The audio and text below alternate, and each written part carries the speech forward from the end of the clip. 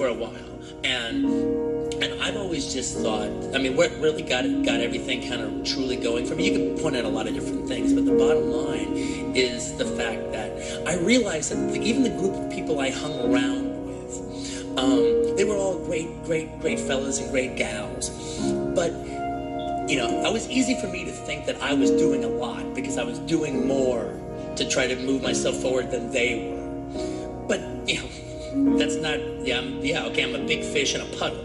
Somebody who makes $80,000 a year being a blogger about basketball is like being the 12th man on a team. You made it to the league, but you're not LeBron. You're one of the best basketball players in the world, but nobody knows who you are, kind of thing. Like, there's no shame.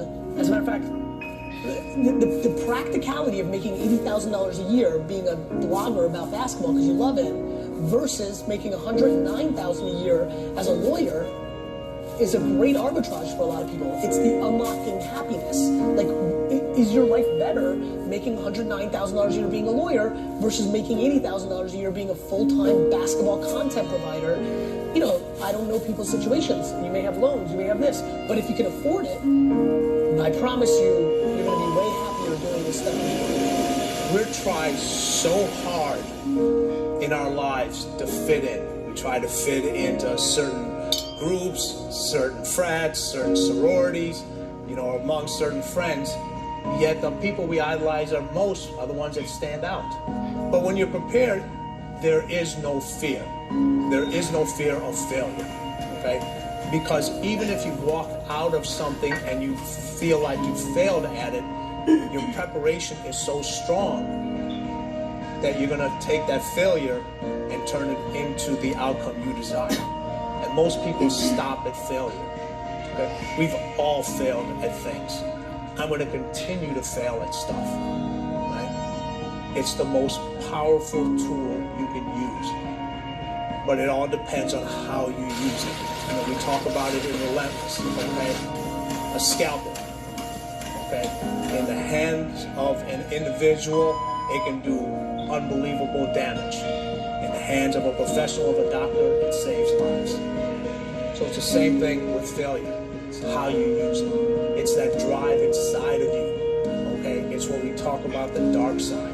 The dark side is filled with failure, but it's the fuel that burns you like something that's never burned inside you before. I believe who you are is who you spend time with. Yeah, who you spend time with is who you become. Because whoever you spend time with affects your beliefs and your values, and your need for their love, their attention, their significance will affect. If I'm going to play tennis and I play someone worse than I am on a regular basis, I am not going to get better. Right. So you play space. Yeah, you do that. Even if you play terrible, your skill sets are going to grow significantly because of your desire to connect and to play at that level. Because I'm only as good as the last delivery that I've done. And that's how everybody needs to think. You can't talk about what you did 5 years ago. You can't talk about the deal that you closed last week. Okay? You can't talk about your sales for last month. Okay? Those things are expected of you. Don't expect to get a pat on back for doing your job. Another thing that you can do is never, ever complain. When I see people complaining, I'm just like, what are you doing? Like, your life is so short. Are you really gonna sit here complaining? Let me put this in perspective, okay? I'm 34. Okay, I'm 34 now. Now, in my 20s, I didn't know that many people that died, okay? As you start to hit 30, people start to die, okay? I had a friend that died last week, okay? People are just gonna start dying, okay? I've also almost died myself a couple times. Who here in this room has almost died before? Put your hands up. Look at that. Look at that crowd. Now, if that many people have almost died, let me be a little morbid and freak you out here. How many people here weren't here to put their hands up? There's probably like little ghosts of people like, I actually did die, like right in this crowd right now. That is going to be you, okay? You are gonna be dead soon enough. So don't waste your time complaining, okay? Don't waste your time complaining. It's a terrible, terrible idea, all right? So basically what you want to do is like never be negative, never complain. There's so many individuals out there that are so talented in different things and never accomplish anything. Okay, the world is filled with talented people. You know a lot of them yourselves, okay? And they never accomplish anything. With talent has to come preparation, has to come action, has to come development of being able to take those talents, take those skills, continue to develop them, continue to sharpen them physically, continue to sharpen them mentally, because at some point your physical talent is going to diminish as a professional athlete. That's just a fact. Okay?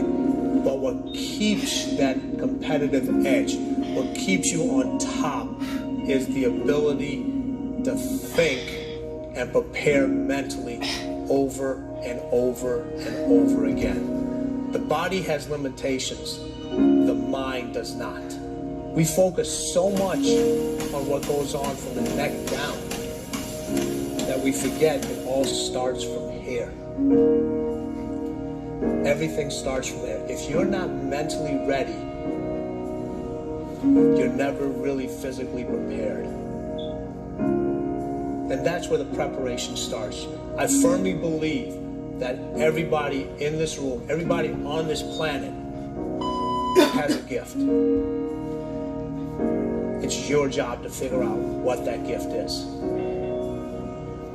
Then it becomes your job to decide whether you're going to act on that or not. Success does not come from making a few major important decisions correctly, and in fact it's very much the opposite.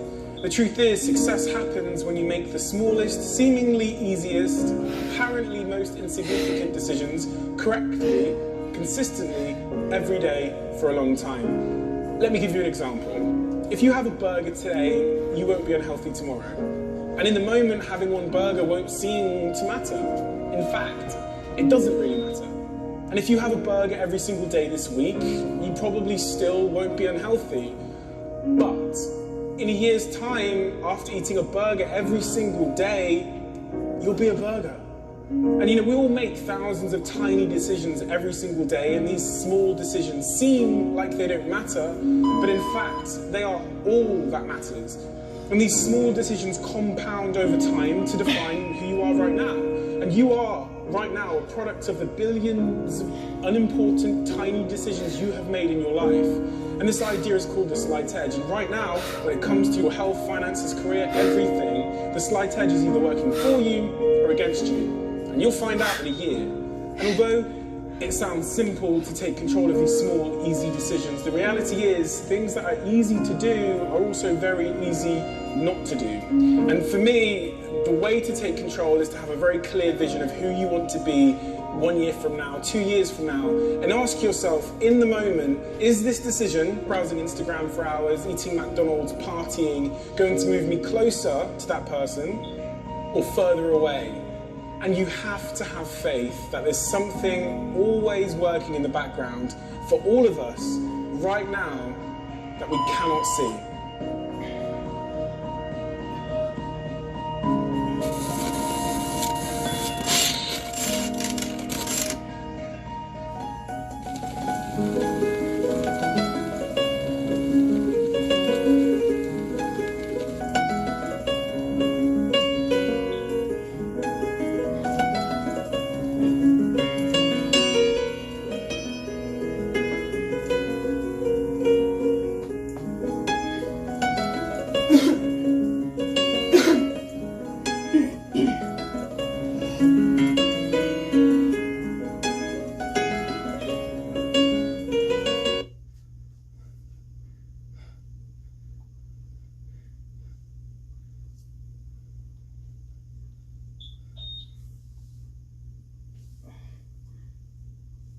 And understand that there's an urgency here, and that if you're not practicing something now, if you're not aware, if you don't have a path towards something better, you're rotting on the vine, and that day of reckoning will come at some point, and it will be painful. You're not going to feel it suddenly, it'll be slow, but it'll come and it won't be good.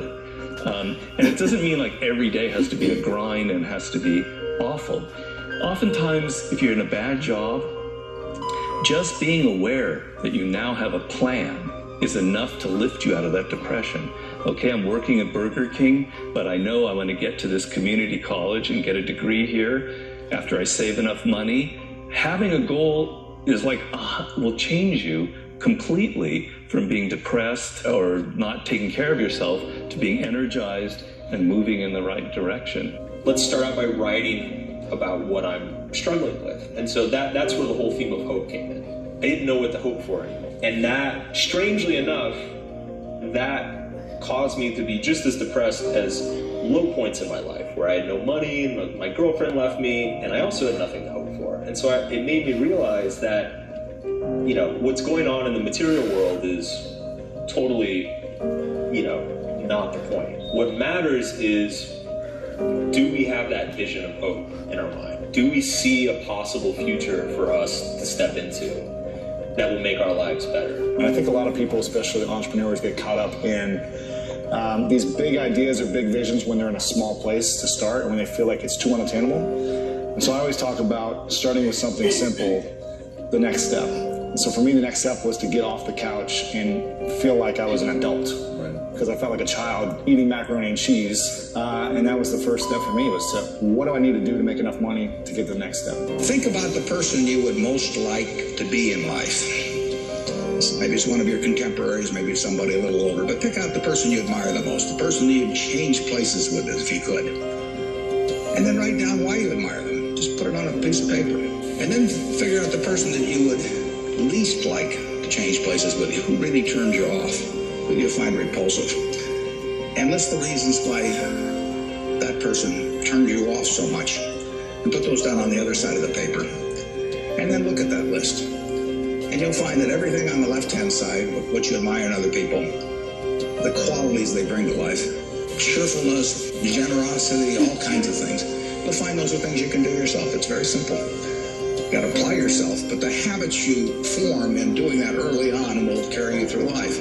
And on the other hand, you'll find that the things that make people repulsive, selfishness, obnoxiousness, all these things, egotism, are things that no one has to have. If you find those in yourself, you can get rid of them as long as you get rid of them early. So you write down a list of what you admire, what you find contemptible.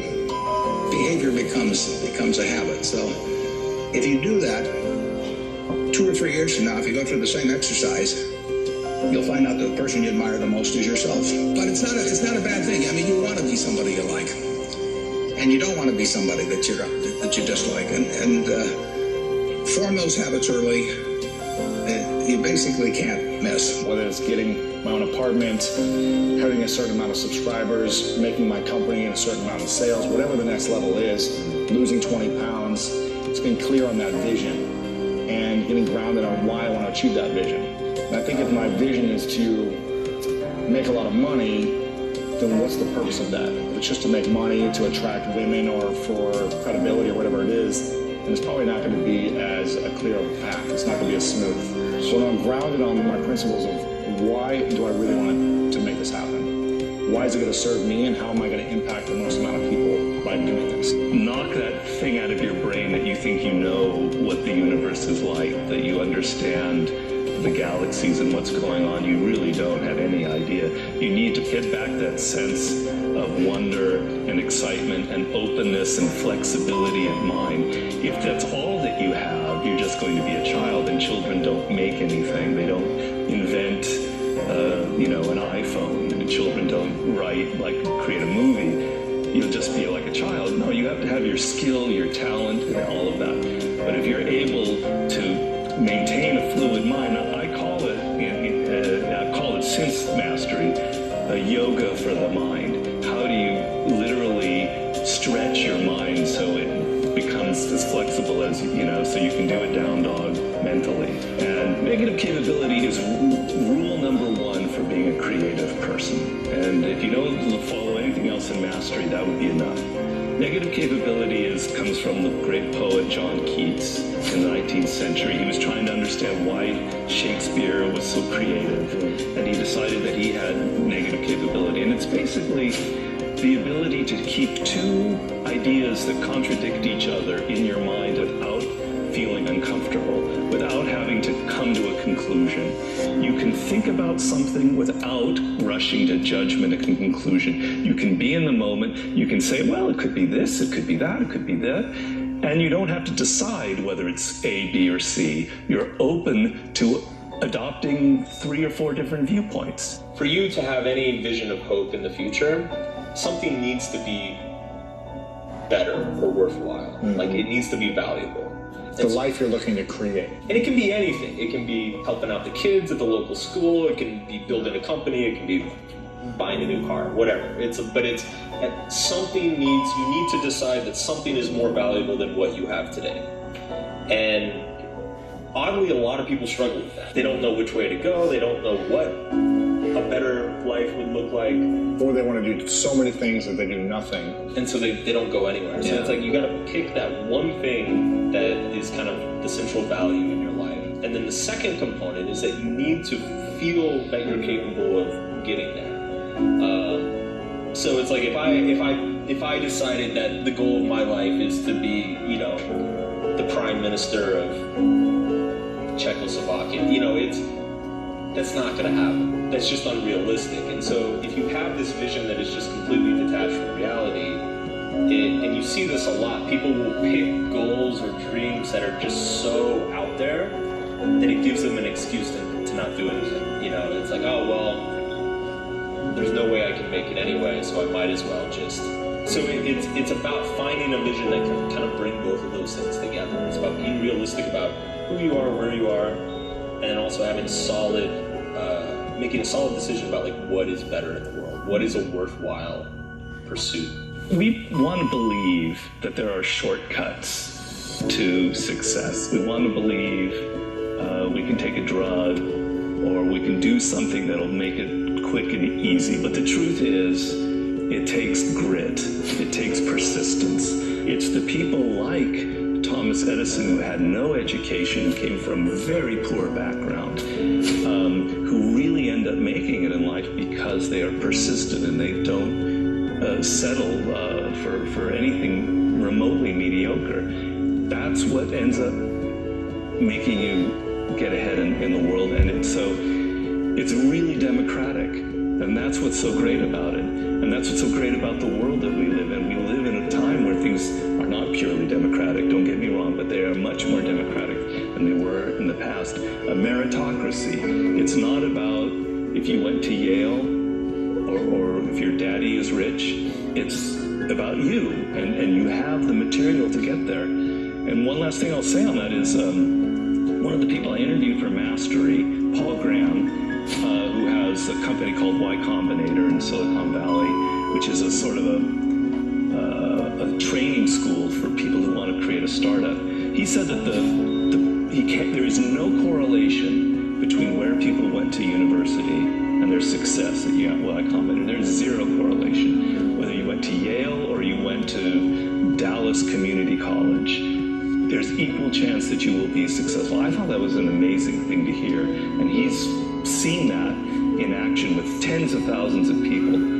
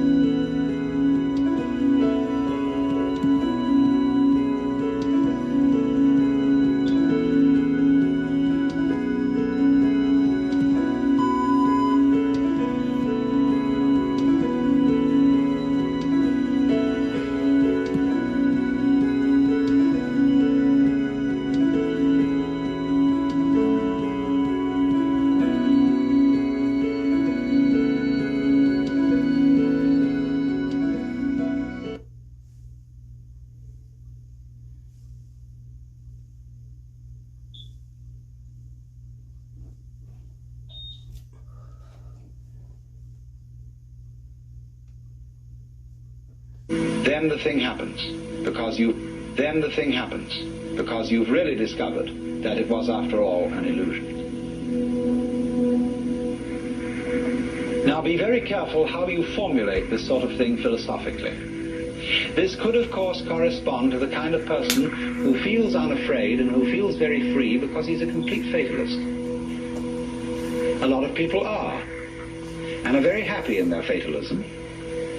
They really feel that they don't do anything, it just happens, and that it's all life, and that when they won't die until it's their time to die, and so why worry? Everything, they have the sense of everything is just happening to them. And this is a kind of a floating feeling. It's as if you didn't have to push things at all. They just float along. Well, now that state of affairs, that feeling of you don't have to push anything, it just floats along, is very similar to the experience I'm describing, if not the same thing. But this person has interpreted it as a fatalist in a rather passive way. That is to say, he has felt that there still is some kind of a little differentiation between himself as the experiencer on the one hand and that force or set of forces called fate on the other. He is pushed around, but he witnesses being pushed around. Now in this state, this person still has a little fragment of impurity left. There's still one fly left in the ointment, and that is the sensation of being pushed around. There is still a fundamental division between the knower and the known. And in this case, the case of the fatalist, the knower seems to be the passive thing, and everything known, the objective world or the goings-on of his own physiology, they appear to be the active end. And the knower just has the experience of himself being moved by the tides of life. The important thing to find out is this, that the sensation of being the knower and the experiencer of all this is not, as it were, aside from everything else that's going on, but part of it. Just as you, although you experience your own existence subjectively, you are nevertheless part of the external world. You are in my external world just as I am in your external world. So in this way, the final barrier between the knower and the known is broken down. There is nobody, as it were, being carried along by fate. There is just the process. And all that you are is part of the process. Then there is a curious flip. The individual who has always felt himself to be the tiny little thing on the end of the big determining process suddenly goes bloop. Have you watched sometimes a tiny little piece of mercury coming nearer and nearer to a large piece of mercury? The sudden moment when they touch each other and bloop, the little thing vanishes into the big one almost more dramatically than a drop into the ocean. In this case that I'm talking about, it isn't that the individual organism vanishes. The individual human being doesn't vanish. But he experiences no longer a passive relationship to the world.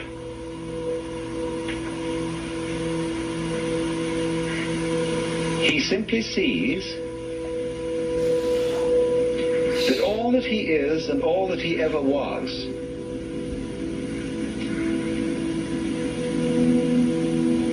something that the entire process was doing.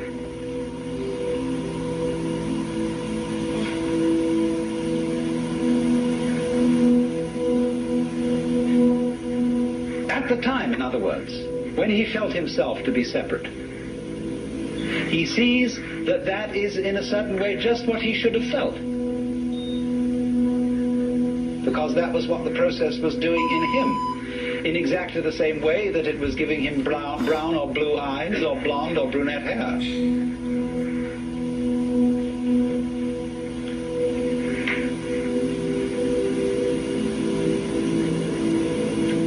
And that's going through the door and turning around and seeing there wasn't a door. of finding that you aren't fated, that you're not trapped, because there's nobody in the trap, and it takes something trapped to make a trap.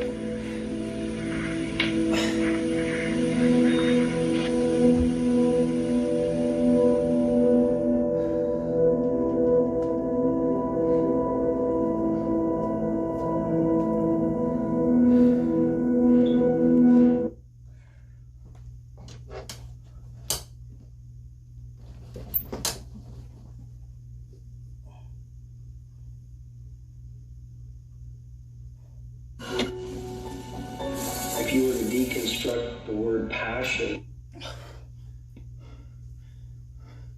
the root is suffering.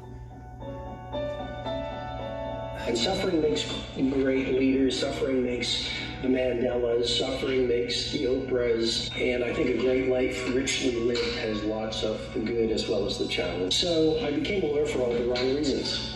Money, applause, material things, beautiful home, etc. Leadership in life is a wild, beautiful journey. It's dangerous. If you want to get to the top of the mountain, if you want to do those things, if you want to be a real history maker, it's a dangerous game. It's a fun game. You're going to suffer. You're going to be exhilarated. You're going to be tested. You're going to go to the jagged edges of your potential. But it's not always easy, but it's the most beautiful way to spend the rest of your life. We struggle with our own self-doubt and our own insecurities. It's what tears us apart and challenges us, that teaches us the noble virtues of the great women and men of the world. What I realize is it's not only mindset, because mindset is psychology. You can have a great psychology, but if you don't have a great heart set, if your heart is full of pain, if you're disappointed, if you're sad, if you haven't worked through the past, if you haven't worked through your wounds, which we all have, then you can have the greatest psychology, world-class ambitions and strategy,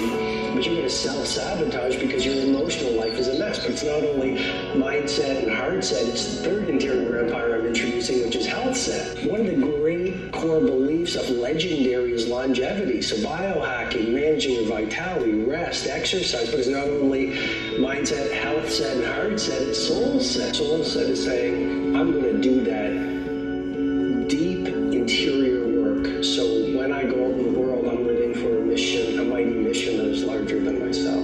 Soul set is about turning down the chattering voice of the ego so you're an instrument of service for many. Soul set is about developing a rich, robust, undefeatable character so that when you go out in the world, you take these stones your critics throw at you and you build them into monuments of mastery. So it's mindset, heart set, health set, and soul set. If you give yourself that 1 hour that I call the victory hour, free from distraction, free from interruption, what you're doing is you are building an inner core of heroism so that at 6 o'clock you feel fundamentally different. Your neurobiology is on fire. Your metabolic rate is higher. You know this. You've actually connected with your values. If you've taken some time to journal, you've connected with your mountaintop. You're grounded in what's most important. You've practiced some calm, and you've even done some learning. You're far more intentional, stronger, and energetic, and creative by 6 o'clock. Then out there are these armchair critics, and it's much easier for them to try to tear you down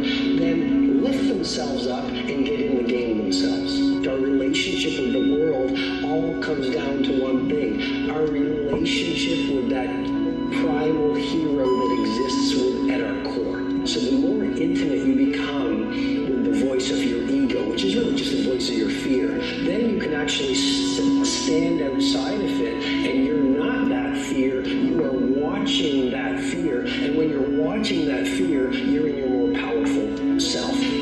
Success without soulfulness is an empty victory. Joy is a GPS, releasing toxic people and populating your life only with people who fuel your joy. Going traveling, there's a lot of good science coming out that traveling boosts creativity. I think living a lifestyle that inspires you and that is beautiful is so great for your craft and so great for your creativity and so great for your productivity. I think it's really important to surround yourself with people who are curious and have high integrity and who stand for possibility and who are all about growing and doing their part